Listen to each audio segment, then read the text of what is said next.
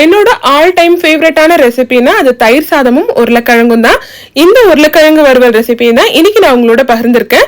கடாயில 1/2 டீஸ்பூன் மிளகு சேர்த்து நல்லா ட்ரை ரோஸ்ட் பண்ணி பிளேட்ல மாத்திக்கணும். இது எல்லாமே ட்ரை ரோஸ்ட் தான் பண்ணணும்.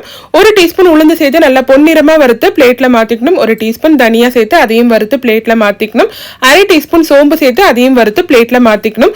3 காஷ்மீரி மிளகாய் 2 வரமிளகாய் சேர்த்து அதையும் பிளேட்ல மாத்தி சூடு ஆறுனதுக்கு அப்புறம் மிக்சர் ஜார்ல போட்டு நல்லா பொடி செஞ்சு எடுத்து வச்சுக்கணும். இதுக்கு நான் 1/2 கிலோ பேபி பொட்டேட்டோ எடுத்திருக்கேன். குக்கர்ல போட்டு 4 விசில் போல விட்டு தோல் உரிச்சு எடுத்திருக்கேன்.